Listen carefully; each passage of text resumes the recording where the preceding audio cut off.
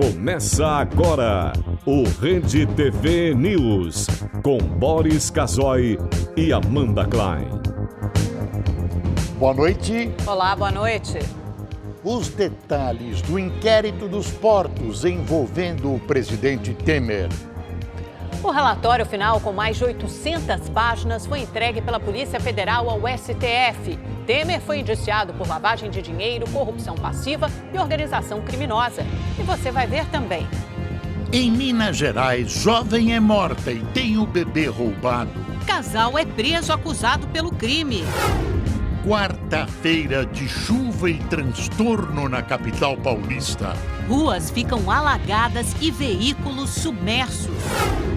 Atirador abre fogo em escola na Crimeia e deixa pelo menos 19 mortos.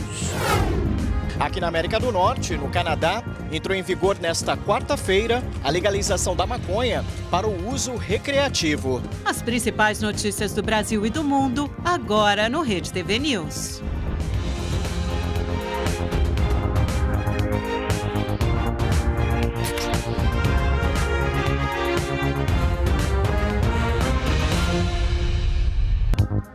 O ex-presidente Lula foi condenado a pagar multa por litigância de má-fé em um processo que envolve a construção de uma chácara em São Bernardo do Campo, no ABC Paulista. O petista alega que houve abuso de autoridade por parte da prefeitura da cidade, que embargou a obra no ano passado. O juiz da primeira vara da Fazenda Pública, José Carlos de França, considerou que a medida foi tomada por falta de autorização. Segundo o magistrado, Lula tentou enganar a justiça ao alterar a verdade dos fatos. O ex-presidente foi condenado a pagar 10% do valor corrigido da causa, cerca de R$1.000. Em nota, a defesa de Lula disse que vai recorrer da decisão. O Tribunal Superior Eleitoral validou os votos recebidos por João Capiberibe, do PSB, no primeiro turno da eleição ao governo do Amapá. O candidato pode disputar o segundo turno, mas deve trocar o vice da chapa. Os votos de Capiberibe haviam sido anulados porque ele tinha como vice um filiado ao PT. Por decisão do TSE, candidatos do partido no Amapá não podem concorrer nas eleições a deputado federal e estadual, senador e governador, por falta de prestação de contas do diretório regional. Por 6-1, os ministros entenderam que não houve má-fé por parte da chapa ao indicar o candidato do PT. João Capiberibe recebeu 119 mil votos no primeiro turno e ficou em segundo lugar. Ele vai disputar o governo com Valdez Góes, do PDT. O Ibope divulgou hoje a primeira leva de pesquisas do segundo turno da eleição para governador. No estado de São Paulo, contando apenas os votos válidos, ou seja, excluindo os brancos e nulos, o candidato tucano, João Dória, tem 52% contra 48% do candidato Márcio França, do PSB. Já no Rio de Janeiro, também levando em conta apenas os votos válidos, Wilson Witzel, do PSC, tem 60% contra 40% de Eduardo Paes, do DEM. Em Minas Gerais, Romeu Zema, do Novo, tem 66%, enquanto o ex-governador Antônio Anastasia, do PSDB, ficou com 34% dos votos válidos. O levantamento foi realizado entre segunda-feira e hoje e tem margem de erro de 3 pontos percentuais para mais ou para menos. Ou seja, Dória e França estão empatados em São Paulo, apesar de Dória ter uma pequena vantagem numérica. Uma observação é a seguinte: os 3 candidatos que apareceram aí em primeiro lugar têm ligações ou apoios com Bolsonaro. E em Minas e no Rio de Janeiro estão ganhando os novos. Essa busca dos novos preenche a teoria de que a população brasileira, além de votar contra o PT, está em busca de novos caminhos políticos novos que possam fazer com que a população esqueça esse passado como uma página virada da história. E saiu hoje mais uma pesquisa de intenção de voto para o segundo turno da disputa pela presidência do Brasil. No levantamento da Paraná Pesquisas, Cruzoé Paraná Pesquisas Cruzoé, Jair Bolsonaro, do PSL, aparece com 60,9% dos votos válidos. Já Fernando Haddad, do PT, tem 39,1% dos votos válidos. Foram ouvidos 2.080 eleitores entre domingo e terça-feira. O grau de confiança da pesquisa é de 95%, com margem de erro de 2 pontos percentuais para mais ou para menos.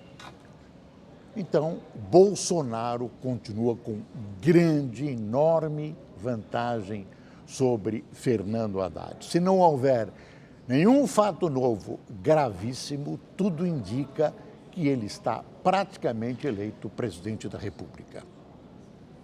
Hora de conversar com o nosso comentarista de política, Reinaldo Azevedo.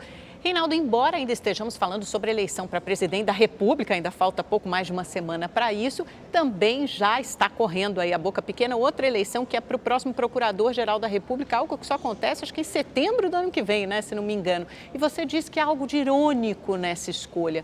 O que é, Reinaldo? Boa noite, Amanda. Boa noite, Boris. Não, você não se engana, é só em setembro de 2019, mas o debate já começou. Mas antes de eu falar disso, me permitam uma pequena frase. Um presidente do México, uma vez, certa feita, disse: "Pobre México, tão perto dos Estados Unidos e tão longe de Deus." Eu vou adaptar para o Rio de Janeiro. Ei, Rio de Janeiro, tão perto do Cristo Redentor, tão longe de Deus. Vamos ao caso, né? Veja só, segundo o artigo 84 da Constituição, quem escolhe o Procurador-Geral da República é o Presidente da República, ponto final. Então o Presidente escolhe quem quiser, né? A Associação Nacional dos Procuradores da República, a ANPR, inventou uma eleição direta com uma lista tríplice, apresentando essa lista tríplice ao presidente. Em 2003, o Lula decidiu seguir essa orientação e passou a indicar, então, o Procurador-Geral da República a partir da lista tríplice. O Lula fez isso, a Dilma fez isso, o próprio Temer fez isso, porque a Raquel Dodge estava na lista tríplice, né? Não custa lembrar que os procuradores que foram eleitos pela lista tríplice, depois indicado pelo presidente da República, responderam pelas denúncias do Mensalão e do Petrolão, que envolveram o próprio PT, né? Raquel Dodge, escolhida pelo Michel Temer, fez uma denúncia contra o próprio presidente, né? Esta eleição de procurador fez com que o Ministério Público se transformasse numa espécie de um superpoder, contribuiu para isso. Além de não estar claro direito na Constituição quais são as atribuições do Ministério Público, que a rigor pode quase tudo, né? Nós estamos vendo agora na Lava Jato, né? Fez com que se transformasse num superpoder. O Jair Bolsonaro, a meu ver, pode ser considerado eleito presidente da República, né? Só um milagre faria o contrário, né? O Jair Bolsonaro é fruto dessa razia, dessa destruição da classe política promovida pelo Ministério Público. Às vezes dentro da lei, com frequência fora dela, né? E com setores do Judiciário. Agora vejam que curioso, né? O Ministério Público que torce, mas que torce mesmo, os setores do Ministério Público, entusiasmadamente para a eleição de Bolsonaro, está ajudando a eleger um candidato que diz que não vai escolher o futuro procurador a partir da lista tríplice, né? Especialmente se houver esquerdistas ali. E o Haddad, que é o candidato do PT, que vai perder, e cujo partido sofreu as consequências da ação do Ministério Público eleito, né? Este se compromete com a eleição da lista tríplice. Logo, nós temos aí uma ironia, não é? O candidato do Ministério Público está dizendo que não escolherá aquele que o Ministério Público indicar. O candidato que o Ministério Público não quer está dizendo que escolheria, sim, esse candidato, né? A ironia está aí e a história é feita também de ironias. Boa noite. Reinaldo, boa noite e até amanhã.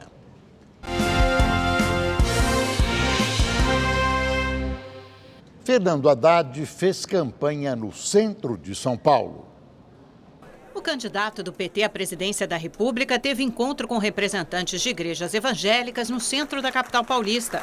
Acompanhado de outras lideranças do partido, Haddad defendeu a liberdade religiosa, a liberdade de se organizar e se expressar. Um país tão desigual quanto o Brasil, o único projeto que eu concebo é um projeto que garanta a mais ampla liberdade para as pessoas. O presidenciável ouviu músicas e orações, recebeu apoio de pastores e declarou que o Estado tem de abraçar todas as religiões. Para combater a desigualdade, ressaltou que o governo precisa dar oportunidades iguais para todos. Seja católico ou evangélico, seja judeu ou muçulmano, seja nordestino ou sulista, seja branco ou negro, seja homem ou mulher, todo mundo tem rigorosamente as mesmas condições de se desenvolver. O candidato à presidência, Jair Bolsonaro, fez campanha no Rio de Janeiro e conversou com a imprensa depois de encontro com a Polícia Federal. Jair Bolsonaro, do PSL, teve 2 compromissos de campanha pela manhã. Primeiro, se reuniu com o cardeal Dom Orani Tempesta, arcebispo da Arquidiocese do Rio de Janeiro. Depois, visitou a sede da Superintendência da Polícia Federal, onde falou com a imprensa. Eu quero ajudar o Brasil a sair da situação que se encontra. Eu acho que, no momento, já ajudei muito essa nação, fazendo até com que vocês, olhassem para o outro lado. Chega de esquerda, chega de populismo, socialismo. Isso não deu certo em lugar nenhum no mundo. Na saída, o candidato do PSL foi questionado se compareceria aos últimos debates e admitiu que sua ida é uma decisão estratégica de campanha. E nós estamos com a mão na faixa, é verdade, pode até não chegar lá, mas estamos com a mão na faixa. Ele não vai tirar 18 milhões de votos de agora até daqui a 2 domingos. Mão na faixa, olha, é bom tomar cuidado. Lembre-se que Fernando Henrique, caríssimo Bolsonaro, sentou antes da hora na cadeira de prefeito de São Paulo. Foi para tirar uma foto, que seria depois que ele fosse eleito, e um jornal rompeu um acordo feito por uma revista ao introduzir um fotógrafo clandestinamente na sala. E aí, Fernando Henrique perdeu para Jânio. Também é bom lembrar que Parreira, da Copa do Mundo, disse que já estávamos com a mão na taça. Depois de declarar que não votaria em Jair Bolsonaro e dizer que havia uma porta aberta com Fernando Haddad, o ex-presidente Fernando Henrique Cardoso declarou hoje que a porta do diálogo com o petista está enferrujada. Fernando Henrique disse ainda que a fechadura enguiçou. Para o ex-presidente, o peso que os partidos têm é relativo e, atualmente, as pessoas tomam posição independentemente de apoio. Fernando Henrique disse ainda que, ganhe quem ganhar, o Brasil vai precisar de coesão. Fernando Henrique adotou a melhor posição política para ele e seu partido, o PSDB, que é a neutralidade. Não atendeu aos apelos e até ao constrangimento para apoiar Haddad, isso em nome da democracia. Fernando Henrique, aliás, não vê muita democracia no PT e o partido de Lula o agrediu antes, durante e depois de seu governo. Parte do PT até patrocinou o Fora Fernando Henrique. A economia brasileira voltou a crescer em agosto. O Índice de Atividade Econômica do Banco Central, o IBCBR, considerado uma prévia do PIB, teve alta de 0,47%, que é o maior patamar desde junho de 2015. Já na comparação com agosto do ano passado, o IBCBR teve alta de 2,5% e no acumulado dos últimos 12 meses cresceu 1,5%. Trata-se de uma boa notícia porque a expectativa era de números bem menores. Mas, mesmo assim, o crescimento do ano será muito pequeno. Deve ficar por volta do 1%. 2 pessoas morreram e 3 ficaram feridas em um tiroteio em frente a uma escola em Porto Alegre. De acordo com testemunhas, os criminosos passaram de carro disparando contra várias pessoas que estavam em frente ao colégio. Os 2 mortos são Denner Teixeira, de 20 anos, e Jorge Júnior, de 23 anos.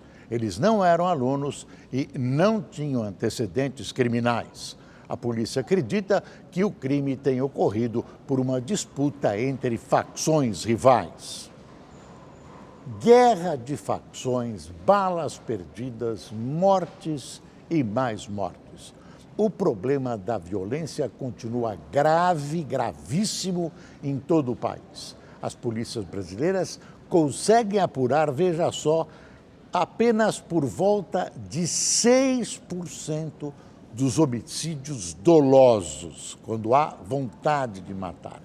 É um problema grave que o futuro presidente e os novos governadores terão de encarar agora para valer.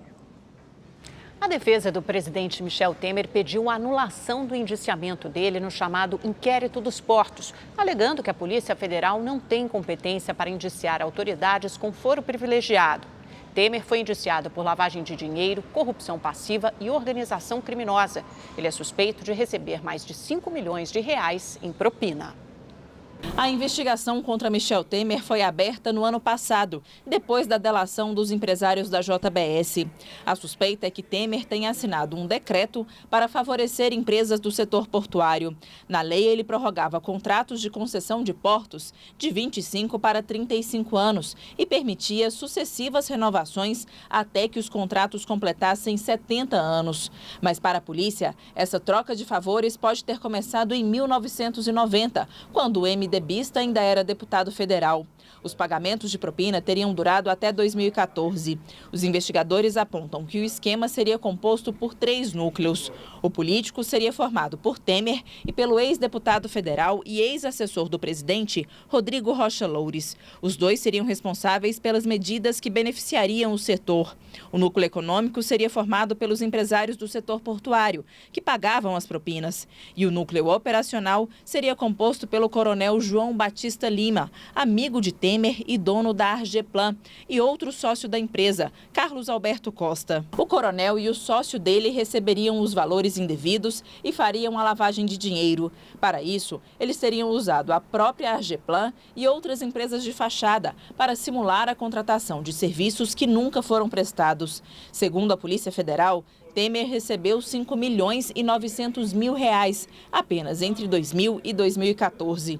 Os valores teriam sido repassados de 3 formas diferentes. 2 milhões e 400 mil reais por meio de um contrato da empresa Rodrimar, mais 2 milhões e meio através de doações eleitorais oficiais e mais 1 milhão de reais recebidos em espécie pelo coronel Lima. Além disso, outros valores teriam beneficiado agentes políticos do MDB por meio de acertos feitos pelo próprio Michel Temer ou com a anuência dele. No total, 17 milhões teriam sido pagos por meio de doações oficiais ou Caixa 2. A troca de favores também se daria por meio de obras e reformas em imóveis ligados a Temer. Entre eles, estaria a casa do presidente em São Paulo. A reforma do imóvel da filha mais velha do MDBista, Maristela Temer, que custou 2 milhões de reais, também teria sido financiada por propina. Uma conversa entre Maristela e Maria Rita Fratesi, que é esposa do coronel Lima e foi a arquiteta responsável pela obra, indicou que Temer teria conhecimento do andamento da reforma e dos valores. Os indícios contrariam os depoimentos tanto de Temer, que disse nunca ter feito negócios com o coronel, quanto da filha dele, que disse ter pago pela obra. O relatório da Polícia Federal tem mais de 800 páginas e foi entregue ao ministro Luiz Roberto Barroso, que é o relator do caso no Supremo Tribunal Federal. Barroso encaminhou o documento para a Procuradora-Geral da República, Raquel Dodge, que tem 15 dias para decidir se denuncia o presidente Michel Temer pela 3ª vez. Se houver denúncia, o Congresso terá que votar se autoriza ou não o prosseguimento do processo. Além de Temer, outras 9 pessoas foram indiciadas. Entre elas, a filha Maristela Temer, o ex-deputado Rodrigo Rocha Loures, os empresários Antônio Greco e Ricardo Mesquita, da Rodrimar, e Gonçalo Torrealba, do Grupo Libra. A Polícia Federal ainda pediu o indiciamento, a prisão e o bloqueio de bens do Coronel Lima, do sócio dele, Carlos Alberto Costa, e da esposa Maria Rita. O advogado de Rodrigo Rocha Loures disse não ter tido acesso ao relatório, mas afirmou que Loures não está sendo investigado nesse inquérito e que certamente não há elementos para denunciá-lo. O Grupo Libra também não conseguiu o documento, porém ressaltou que o acionista citado, Gonçalo Torrealba, não faz mais parte da empresa. As defesas de Antônio Celso Greco e Ricardo Mesquita não responderam à nossa produção. Nós não conseguimos contato com os advogados do Coronel João Batista Lima Filho, de Maria Rita Fratesi, Carlos Alberto Costa, Maristela Temer e da empresa AGEPLAN. Esse quadro é extremamente grave para o presidente. Claro, querem botá-lo na cadeia. As perspectivas hoje são as piores possíveis, quando se sabe que em 1º de janeiro, Michel Temer volta a ser um cidadão comum. Não estará mais protegido pela imunidade. Representantes das campanhas de Jair Bolsonaro e de Fernando Haddad estão reunidos neste momento no Tribunal Superior Eleitoral. O assunto é fake news. De Brasília, a repórter Renata Teodoro tem as informações. Boa noite, Renata. Oi, boa noite, Boris, Amanda e para todo mundo que acompanha o Rede TV News. Boris, é a primeira vez durante toda a campanha eleitoral que o Conselho Consultivo sobre Eleições e Internet aqui do TSE se reúne. A reunião está acontecendo a portas fechadas. Pouco aí os advogados dos presidenciáveis Jair Bolsonaro, do PSL, e de Fernando Haddad, do PT, para falar sobre a disseminação das notícias falsas, as chamadas fake news. Opa, tivemos um probleminha de comunicação com a Renata Teodoro. A qualquer momento, voltamos com as informações sobre fake news. As forças de segurança do Rio de Janeiro realizaram mais uma operação na região central da cidade. Os tanques da Marinha chegaram ainda de madrugada no Morro do São Carlos. Um cinturão de segurança foi montado ao redor do complexo de favelas. As Forças Armadas estão fazendo esse cerco para estabilizar o perímetro externo, permitindo que eles trabalhem com tranquilidade. A operação acontece num ponto, mas ela influencia outras áreas no entorno, né? Então, para garantir a segurança e a estabilidade, também estamos atuando em outras áreas que não especificamente aqui no São Carlos. Uma pessoa foi presa e 2 quilos de drogas apreendidos. Um homem morreu durante o confronto com os militares. A operação de hoje faz parte da reestruturação das UPPs no Rio de Janeiro. Barricadas foram removidas, pessoas revistadas. O objetivo é preparar melhor o terreno para a atuação da polícia. A Secretaria de Segurança Pública quer continuar com a polícia de proximidade, mas reavalia a necessidade e a localização de cada UPP. Em agosto, uma das 3 UPPs do complexo foi desativada. A base não era blindada e, segundo a avaliação da PM, já não cumpria o propósito de atender a população. Com medo, os moradores preferem o silêncio. Um homem e uma mulher foram presos após um crime bárbaro em João Pinheiro, no interior de Minas Gerais. O casal é suspeito de ter assassinado uma mulher grávida de 8 meses e roubado o bebê dela. Mara Cristina Ribeiro da Silva tinha 23 anos e estava no final da gravidez. Ela esperava uma menina e desapareceu na tarde de segunda-feira após aceitar o convite de um casal conhecido que queria doar o enxoval da criança. A família ficou desesperada. Horas depois do desaparecimento, Angelina Ferreira Rodrigues, de 40 anos, e o marido Roberto Gomes de Souza, de 57 anos, chegaram ao hospital com um bebê sujo de terra e ainda com o cordão umbilical. A mulher alegou que havia feito o parto em casa, mas após exames os médicos desconfiaram e acionaram a polícia. Só ontem o casal confessou o crime. Nesse vídeo, a vítima aparece ao lado da própria assassina, arrumando roupinhas de bebê. Nas redes sociais, Angelina e Roberto postavam fotos simulando que esperavam um filho. Segundo as investigações, a vítima foi amarrada em uma árvore, enforcada e ainda viva teve o filho retirado da barriga. A suspeita foi espancada ao levar a polícia até o local onde estava o corpo de Mara Cristina. A recém-nascida está internada e passa bem. A pena para o casal pode chegar a 30 anos de prisão. Um policial militar que estava de folga foi morto a tiros após reagir a uma tentativa de assalto em Embu das Artes, na Grande São Paulo. Uma câmera de segurança registrou a ação do criminoso. As imagens mostram o momento em que duas pessoas passam em uma moto vermelha. Elas estacionam e assim que o policial desce do carro, um dos assaltantes aborda a vítima. O PM reage, cai no chão e o criminoso atira contra a vítima. Em seguida, o assaltante foge com o comparsa. Jailson Matos, de 38 anos, levou 3 tiros que atingiram o peito e o braço. Ele foi socorrido e levado para o hospital, mas não resistiu aos ferimentos. Eu corri imediatamente e liguei para o Copom 90 e acionei o Copom para socorrê-lo. Fiquei desesperado, porque como a gente conhece, muitos anos, amigo, infelizmente, muito triste. De acordo com testemunhas, antes de chegar em casa, Jailson tinha ido a um supermercado sacar dinheiro em um caixa eletrônico. Os criminosos fugiram sem levar nada. Mesmo assim, a polícia descarta que o soldado que estava de folga tenha sido vítima de uma execução. Para a investigação, a hipótese é de latrocínio, roubo seguido de morte. Os vizinhos de Jailson dizem que a região está perigosa e reclamam da falta de segurança. E a gente que sai 4 horas da manhã, eu tenho medo de sair 4 horas da manhã, mas tem que sair, né? E não tem uma polícia, não tem nada. O fim da tarde foi de caos em São Paulo. Um temporal atingiu a cidade e causou diversos pontos de alagamento na capital paulista e na região metropolitana.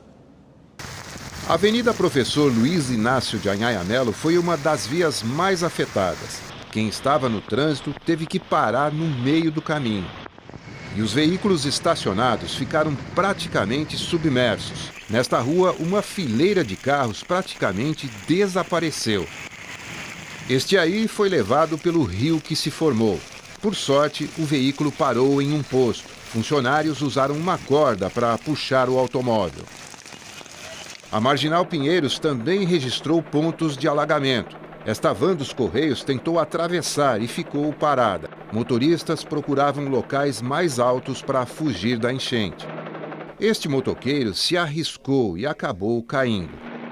Passageiros de trem e metrô também não escaparam do caos. Estações foram invadidas pela enxurrada. O Corpo de Bombeiros registrou mais de 30 pontos de alagamento na capital, além da queda de 32 árvores. E não foi só a capital paulista que sofreu com a forte chuva que caiu no fim da tarde. Os detalhes na previsão do tempo com o Igor Silveira. Olá, boa noite. E as pancadas de chuva continuam por todas as regiões do Brasil. Em Ribeirão Preto, no interior de São Paulo, choveu em 3 horas, o que era esperado para o mês inteiro. Imagine só a quantidade de água. E esta chuva forte provocou estragos pela cidade. Ruas alagadas, semáforos quebrados e famílias ficaram desabrigadas. E vem mais chuva por aí. A quarta-feira vai ter muita chuva de norte a sul e o tempo só fica firme nas áreas amarelas do mapa. Chuva forte no Maranhão, Piauí e no oeste da Bahia. E no litoral, o sol aparece, mas deve chover no início da tarde. No sudeste, a previsão é de pancadas de chuva em quase toda a região, incluindo São Paulo, Rio de Janeiro e Espírito Santo. O sol só deve aparecer no norte de Minas Gerais. Agora, atenção para as temperaturas. 29 graus em São Paulo e 37 em Manaus. E para saber mais sobre a previsão do tempo na sua cidade, é só entrar no site da Rede TV. Uma ótima noite e até mais. O corpo do jornalista Gil Gomes foi enterrado em Guarulhos, na Grande São Paulo. Ele morreu na madrugada de terça-feira por causa de um câncer no pâncreas. Parentes, amigos e artistas estiveram no Obelisco, um dos símbolos da cidade de São Paulo, para se despedir do cronista policial. É um homem que no dia a dia acordava às 4 da manhã, indignado, com os casos da madrugada e querendo elucidar. O empresário Sidney Oliveira, dono da rede de medicamentos Ultra Farma, estava emocionado.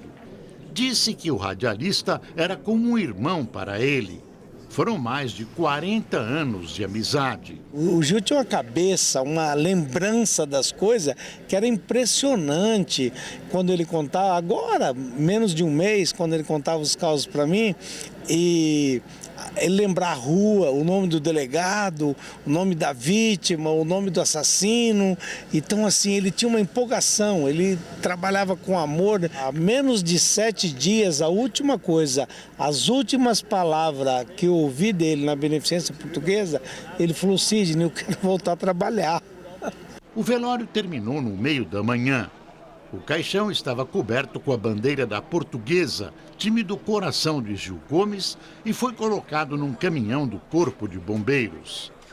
Antes de seguir para Guarulhos, a viatura passou pelas principais ruas e avenidas da capital paulista. Cândido Gil Gomes Júnior nasceu em 1940 na capital paulista. Iniciou a carreira aos 18 anos como locutor esportivo. Com estilo inconfundível, marcou a história do rádio brasileiro. Na década de 60, passou a cobrir casos policiais. O sucesso foi tanto que, anos depois, foi parar na televisão. Logo se transformou num dos destaques do programa Aqui Agora, do SBT. Um garotinho que sonhava ser artista. Um garotinho que começou em fanfarras, uma mãe excelente, uma senhora de valor. Gil Gomes também trabalhou como apresentador e repórter do programa Repórter Cidadão, da Rede TV. Garupa desceu, enquadrou Ivandel foi colocado aqui. O último trabalho foi como apresentador da rede Ultra Farma de medicamentos.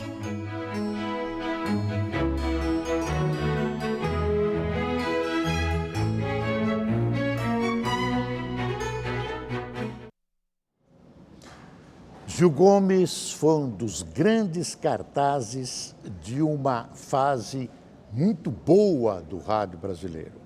Bateu recordes de audiência durante anos e anos. Ele criou um estilo de narração dos casos policiais imitado até hoje. Chega a 19 o número de mortos em um tiroteio numa escola na Crimeia, no leste europeu. Ao menos 50 pessoas ficaram feridas. As informações com a repórter do Rede TV News em Moscou, Stella Jordi.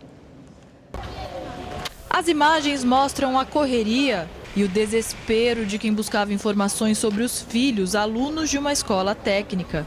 Os bombeiros pediam calma aos pais.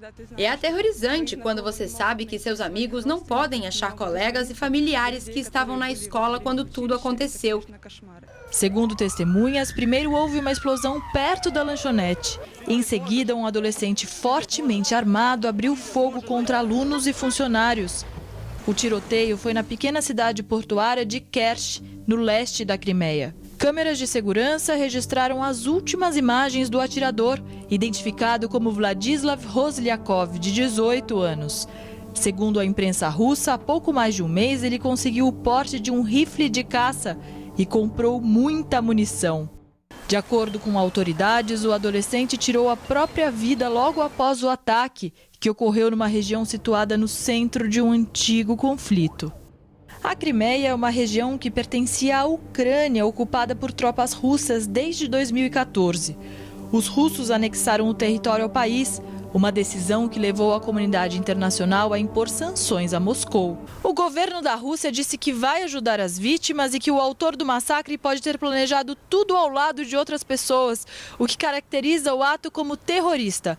O Comitê Antiterrorismo aqui da Rússia já iniciou uma busca por suspeitos que, segundo o Kremlin, podem ter planejado algo ainda maior. Em pronunciamento, o presidente russo Vladimir Putin disse que trata-se de uma tragédia. Putin afirmou que o motivo do massacre será profundamente investigado. Stella Jordi, para o Rede TV News.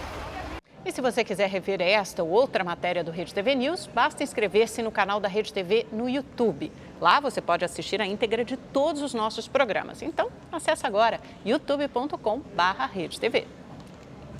Um ataque à bomba deixou 4 mortos no Afeganistão. Entre as vítimas está um deputado que disputava a reeleição.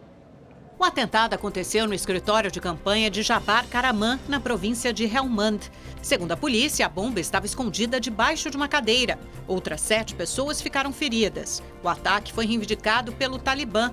O grupo tenta boicotar as eleições parlamentares previstas para o próximo sábado. Karaman é o 10º candidato morto nos últimos 2 meses. Outros 4 ficaram feridos em ataques e 2 foram sequestrados.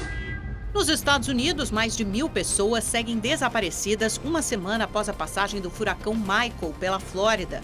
Segundo as equipes de resgate, há idosos e deficientes entre as vítimas. As autoridades acreditam que os desaparecidos podem estar na casa de amigos e familiares. O furacão passou por 4 estados americanos e deixou cerca de 30 mortos.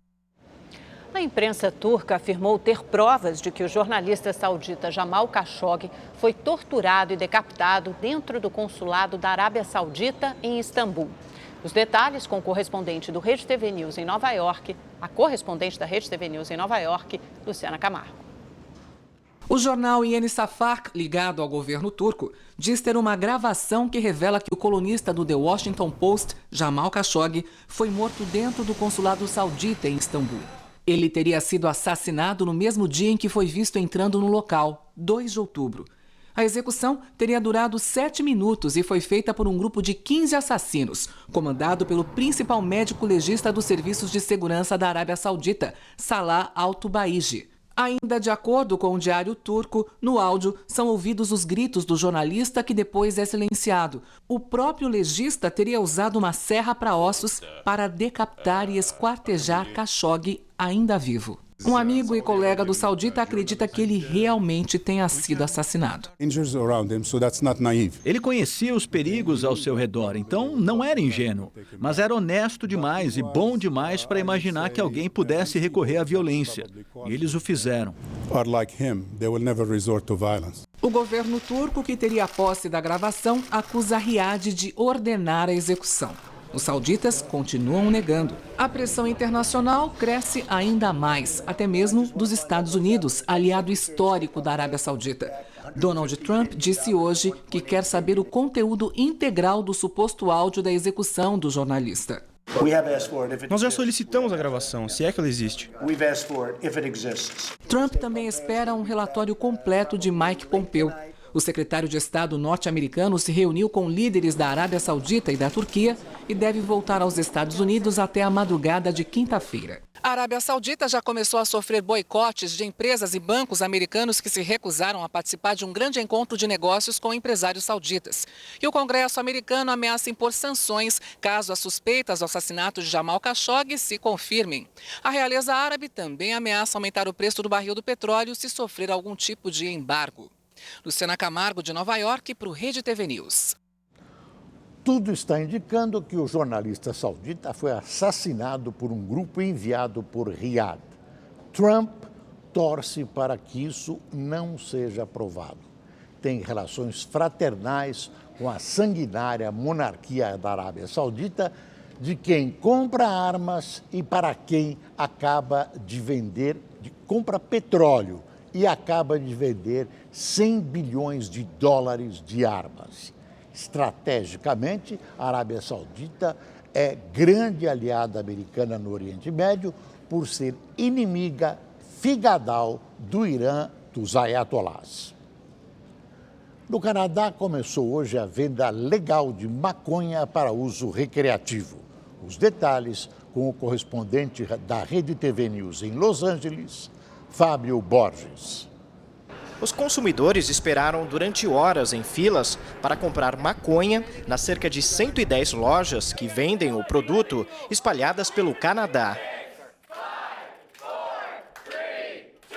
Teve até contagem regressiva para a chegada da meia-noite, o horário oficial em que a venda legal da erva entrou em vigor no país. Ian chamou a atenção da imprensa ao se tornar o primeiro consumidor de maconha legal do Canadá. É histórico finalmente ver o fim do estigma social que envolve os usuários de maconha. Eu sou um consumidor responsável da erva e não um maconheiro estúpido. Com a nova lei, qualquer pessoa maior de 18 anos pode comprar e portar até 30 gramas de maconha. Também foi liberado o cultivo de até 4 plantas em casa e a fabricação de produtos comestíveis para o uso pessoal. Este proprietário de uma loja com produtos à base de cannabis comemora a criação da nova lei. Eu fico contente, porque as pessoas não serão mais presas por porte de pequenas quantidades de cannabis. Estima-se que 1 em cada 8 canadenses consome maconha. São cerca de 4,5 milhões de pessoas. O Canadá já havia legalizado em 2001 a maconha para uso medicinal. A liberação para o uso recreativo foi uma das promessas de campanha do primeiro-ministro Justin Trudeau. Depois que a lei foi aprovada pelo Senado, em junho, o premier disse que a nova regra poderá reduzir o crime organizado. O Canadá é o segundo país a legalizar a maconha para o uso recreativo. O Uruguai foi o pioneiro a permitir a produção, venda e consumo da erva. A maconha destinada para o uso recreativo também já é legalizada em 9 estados americanos, incluindo aqui na Califórnia. Já o uso da erva para fins medicinais é liberado em 30 estados do país. É uma indústria bilionária. A venda nos Estados Unidos de produtos relacionados à maconha movimentou só no ano passado o equivalente a 33 bilhões de reais. Eu visitei aqui nos Estados Unidos uma loja de luxo especializada em maconha. Os produtos são vendidos como se fossem iguarias. O local foi projetado nos padrões de uma loja de conveniência. Os produtos ficam expostos em prateleiras e geladeiras. A loja também oferece guloseimas como chocolates, biscoitos e salgadinhos, tudo feito à base de cannabis. Os clientes podem até comprar pés de maconha. No Canadá, a expectativa é de que a legalização da maconha crie uma indústria com faturamento anual equivalente a 14 bilhões de reais. Por outro lado, especialistas em saúde pública estão preocupados com as consequências da nova permissão e esperam regras mais rigorosas. O governo canadense já fez alterações nas leis de trânsito. Quem for pego dirigindo sob o efeito da droga responderá criminalmente. Fábio Borges, de Los Angeles, para o Rede TV News. O Canadá está partindo para uma experiência igual à do Uruguai e de alguns estados americanos. Como não consegue enfrentar o tráfico, prefere legalizar a maconha e tentar controlar seus usuários. Logo, logo, ou esses países recuam na experiência ou acabam legalizando outras drogas, como cocaína, morfina e até crack. Em relação à maconha, você vê as empresas americanas e canadenses se preparando para faturar muito alto. Vamos falar de esporte, porque daqui a pouco na Arena de Itaquera, Corinthians e Cruzeiro entram em campo na decisão da Copa do Brasil. O Cruzeiro leva vantagem por ter vencido a primeira partida no Mineirão por 1-0. Além do título, o que está em jogo essa noite é um prêmio milionário, 50 milhões de reais para o grande vencedor. Vamos ver então como foi a preparação das equipes para a grande final. O Timão convocou novamente essa galera e eles não decepcionaram. Cerca de 38 mil torcedores foram à Arena do Corinthians acompanhar o último treino antes do jogo decisivo contra o Cruzeiro hoje pela Copa do Brasil. Apesar do clima de festa, o que chamou a atenção foi a discussão entre o fisioterapeuta Caio Melo e o médico Ivan Grava. Tudo por causa de Léo Santos, que pode ser confirmado na equipe. Mas nada que abalasse a confiança do grupo. Eu acho que o espírito que a equipe tem que entrar tem que ser totalmente diferente dos outros jogos que a gente vem jogando. Acho que a entrega tem que ser maior. Essa é a 8ª vez que o Corinthians abre o treino para os torcedores antes de uma partida importante. E a estratégia tem dado certo. Foram 5 vitórias, 4 delas nos últimos jogos. Na semifinal, o Timão despachou o Flamengo depois de contar com o apoio da Fiel. Agora, diante da Raposa, precisa vencer por 2 ou mais gols. Se a diferença for de apenas 1, a decisão vai para os pênaltis. Eu acho que a torcida não vai parar de nos apoiar durante o jogo. Então a gente sabe que para sair daqui com a vitória, a gente tem que dar o máximo. Como eu disse, é o jogo do ano para nós. O repórter Rodrigo Cabral conta como foi a preparação do Cruzeiro para o duelo de logo mais. Na Toca da Raposa, os últimos dias foram de muito mistério. O técnico Mano Menezes fechou boa parte dos treinos. Imagens só do aquecimento dos jogadores. O que não tem como esconder é a ansiedade. Ontem já comecei a tomar um remédio para poder dormir bem, para poder descansar. Tanta expectativa não é por acaso. Se for campeão, o Cruzeiro vai deixar o Grêmio para trás e se tornar o recordista de títulos da Copa do Brasil. Além disso, seria o primeiro time a levantar a taça 2 vezes seguidas. Ano passado, a equipe mineira foi penta contra o Flamengo. Agora, joga por um empate para comemorar o Hexa. O aproveitamento fora de casa nesta Copa do Brasil também é favorável ao Cruzeiro. O time disputou 3 jogos e o aproveitamento é de 100%. Venceu Atlético Paranaense, Santos e Palmeiras. A gente vai lá com muito respeito, muita dedicação, muita entrega, para que a gente possa fazer um jogo espetacular.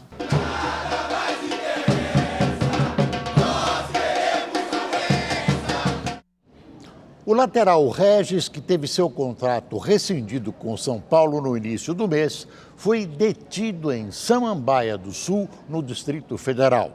Regis foi acusado de tentar invadir o apartamento de vizinhos à procura de uma mulher. O jogador foi autuado por perturbação da tranquilidade e violação de domicílio. Ele assinou um termo circunstanciado e foi liberado, mas ainda vai precisar se apresentar à Justiça para uma audiência ainda sem data definida. Em São Paulo, cerca de 1.000 balões cor-de-rosa foram soltos no pátio do colégio, no centro da capital, para alertar a população sobre a importância do diagnóstico precoce do câncer de mama. A ação foi organizada pelo Conselho Estadual da Condição Feminina, vinculado à Secretaria da Justiça e da Defesa da Cidadania. Durante todo o mês, servidoras, conselheiras e apoiadoras da campanha Outubro Rosa estão participando de ações para alertar as mulheres. Perdeu algum momento do Rede TV News ou então quer assistir algo novamente? Se inscreva no canal da Rede TV no YouTube, sua emissora favorita no mundo digital. Uma ótima noite para você. Boa noite e até amanhã.